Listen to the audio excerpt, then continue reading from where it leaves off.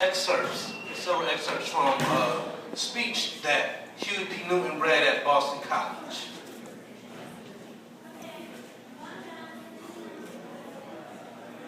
The theme of our revolutionary people's constitution is survival through service to the people. Power to the people, brothers and sisters. I would like to thank you for my presence here tonight because you are responsible for it. I would be in a maximum security prison right now if it wasn't for the people.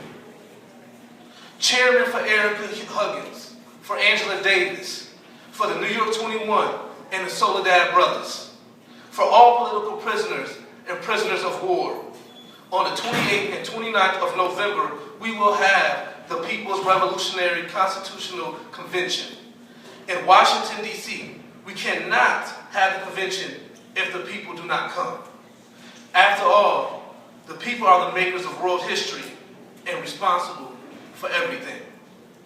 Tonight, I would like to outline for you the Black Panthers Party program and explain how we arrived at our ideological position and why we feel it's necessary to institute a 10-point program. A 10-point program is not revolutionary in itself, nor is it reformist. It's a survival program.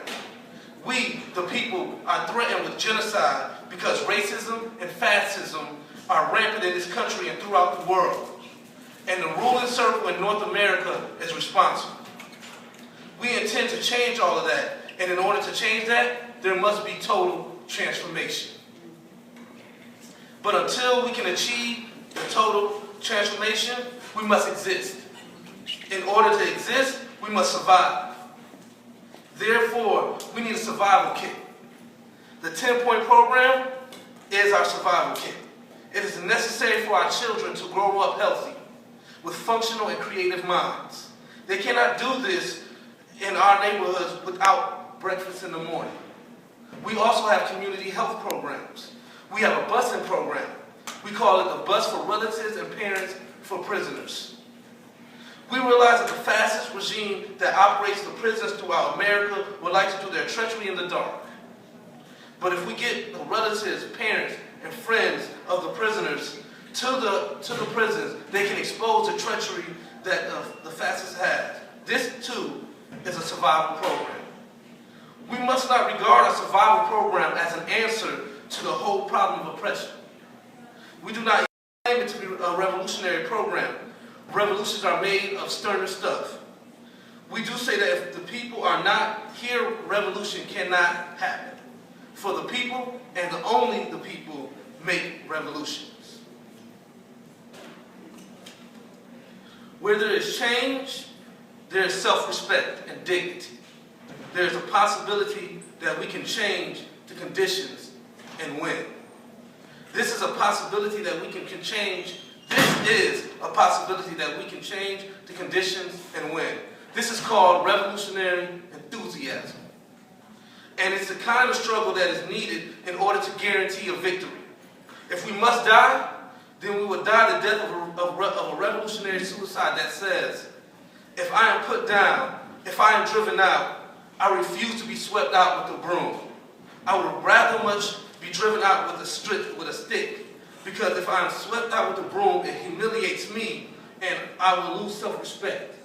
But if I am driven out with a stick, then at least I can claim the dignity of a man and die the death of a man rather than the death of a dog. Of course, our real desire is to live, but we will not be cowed. We will not be intimidated. I said earlier, but strayed away from it, that the theory of negation of the negation is valid. Some scholars have been wondering why in Asia, Africa, and Latin America, the resistance always seeks the goal of a collective society. They seem to not institute the economy of the capitalists. They seem to jump all the way from feudalism to a collective society, and some people can't understand why. Why won't they follow historical Marxism or historical materialism? Why won't they go from feudalism to the development of a capitalistic base and finally to socialism? They don't do it because they can't do it. They don't do it for the same reason the black community in Harlem cannot develop a capitalistic mindset. Because that the black community in Oakland or San Francisco cannot develop capitalism as well. They have already centralized the wealth because of the imperialists have already preempted the field.